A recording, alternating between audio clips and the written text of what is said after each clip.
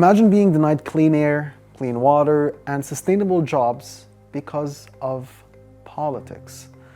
That's exactly what just happened to the Climate Justice Alliance, or CJA for short. This nonprofit was set to receive a $50 million grant to help communities facing disasters because of climate change. But Trump's Environmental Protection Agency, or EPA, just killed it. Why?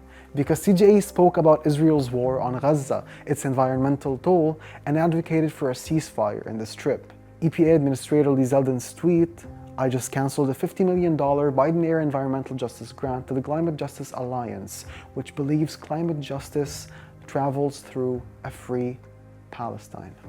Not for fraud, not for mismanagement, but for daring to connect climate justice to human rights. What a time to be alive. According to The Intercept, CJA's work has little to do with Palestine, but it has connected its mission of climate justice to the effects of war in Palestine as a global climate issue. But their support for a ceasefire in Gaza was enough for the Trump administration to cut them off completely. By the way, the Biden administration stalled their funding first over the group's support for Palestine, leaving them at Trump's mercy.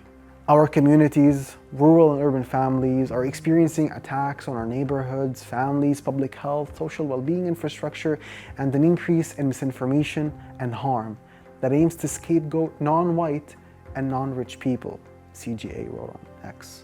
And that's not just grants.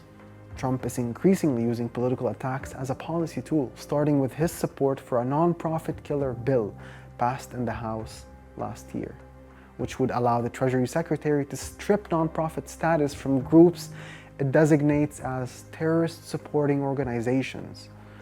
And if you want it in soccer terms, if you challenge their politics, especially against Israel, you're dead meat.